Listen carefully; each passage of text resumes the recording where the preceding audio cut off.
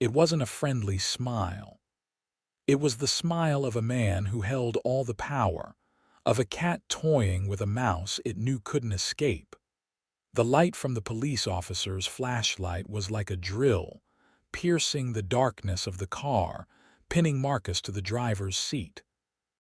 It erased everything else, turning the world into a small, cramped stage where he was the only actor under a harsh spotlight. "Cute toy," the police officer, Miller, said, his voice dripping with condescension. His smile widened, revealing a cruel amusement. He jutted his chin toward the small, blinking dashcam on the dashboard. Marcus said nothing. He had taught about moments like this. He had spent his career explaining to 11th graders about power structures, about how body language and words are used to assert dominance. He had taught about the Reconstruction era, about Jim Crow laws, about the Selma marches. He had taught about late-night highway stops that turned into tragedies. And now, history was no longer in a textbook. It was breathing in his face, smelling of stale coffee and unchecked authority. The stop was absurd from the start.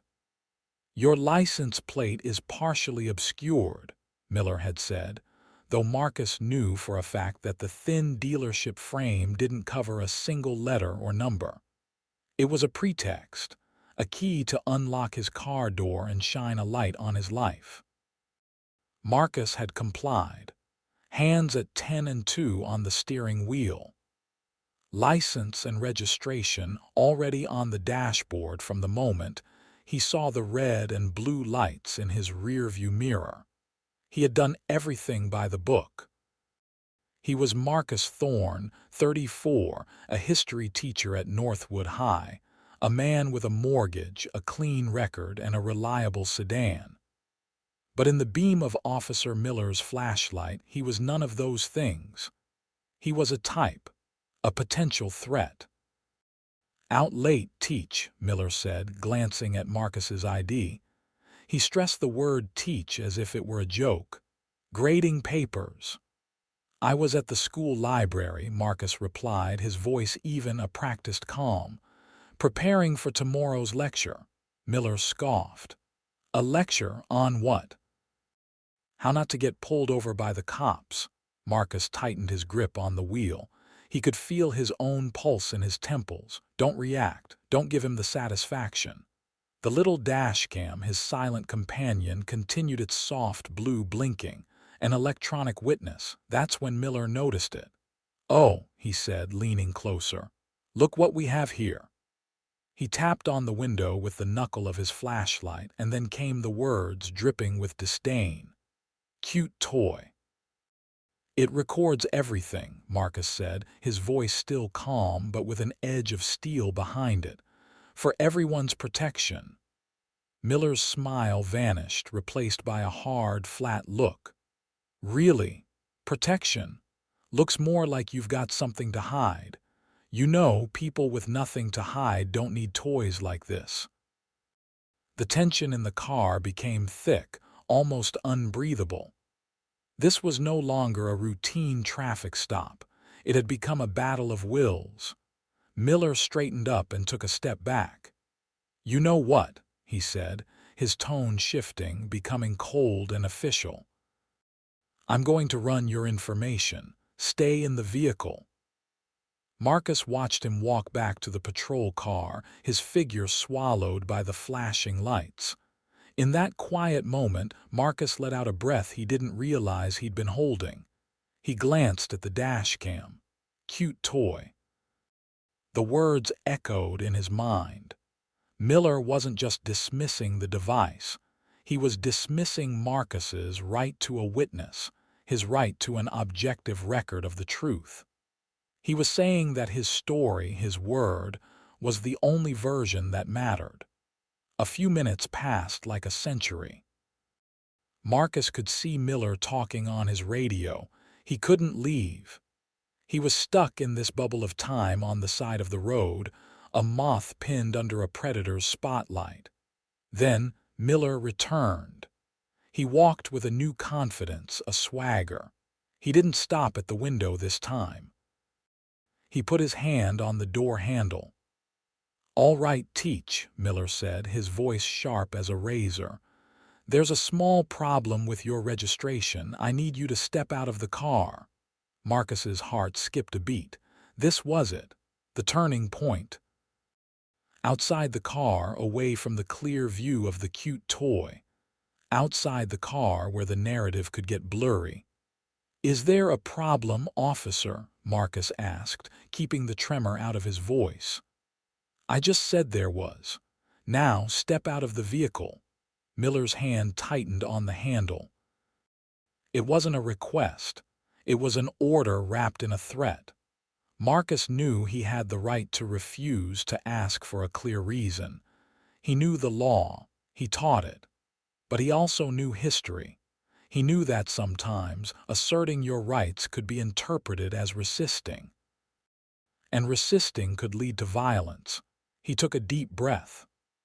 "All right, officer," he said, his voice clear and deliberate for the camera to pick up. "As you've requested, I am stepping out of the vehicle. My hands will be where you can see them." He slowly reached down to unbuckle his seatbelt. He moved like a man defusing a bomb, every action intentional and measured. He was scripting this scene, ensuring his silent witness recorded every detail. When Marcus opened the door, the cold night air rushed in. The roar of traffic on the highway seemed a world away. Here, in the space between his car and the patrol car, there was only him and Miller. "Turn around. Hands on the roof of the car," Miller commanded. Marcus obeyed, feeling the cold metal under his palms. He could feel Miller's eyes on his back. This was a performance of power, designed to humiliate, to reduce him from an educator to a suspect. "I told you there was a problem with your registration," Miller said, his voice right by Marcus's ear. "But you know what? I think the real problem is your attitude." Miller patted his back pockets roughly. "You think you're so smart, don't you? With your little camera, you think that's gonna save you."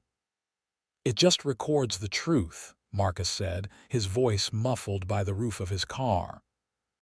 "The truth," Miller laughed, a grating sound. "Let me tell you what the truth is. The truth is you're on the side of the road with me in the middle of the night. The truth is you're obstructing my investigation with your uncooperative attitude. The truth is whatever I write in my report." He paused, letting the words sink in. "And my report could say that you resisted, that I felt threatened, that I had to use necessary force to control the situation." The silence hung in the air.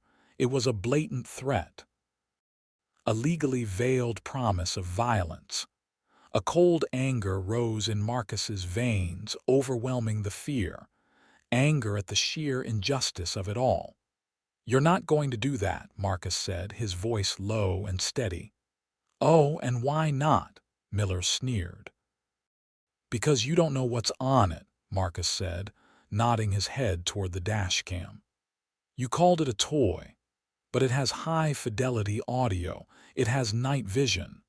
It has an instant cloud backup that's already uploaded. Your report would be going up against a 4K video." For a moment, Miller was silent. His confidence faltered. "And one more thing," Marcus added, his voice dropping to a sharp whisper. "It also has GPS. It tracks my speed. It will show I didn't roll any stop signs, that I didn't swerve. It will show this stop was a fabrication from the beginning." The silence was heavier now. Miller had miscalculated. He thought he was dealing with easy prey. He hadn't expected the cute toy to be a fully armed fortress. Finally, Miller took a step back. Marcus could hear him let out a frustrated sigh. "All right, Teach," Miller mumbled, the contempt in his voice now tinged with defeat. Just a warning this time. Get that plate fixed." He turned and walked quickly back to his car without another word. A few seconds later, the patrol car's engine revved and it sped off into the night.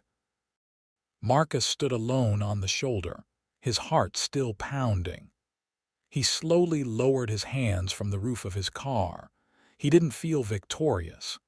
He just felt exhausted and profoundly sad.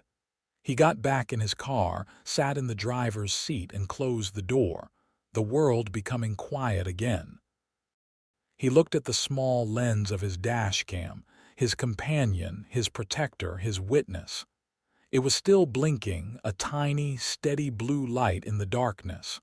Not a toy. A promise. A promise that the truth sometimes still has a voice.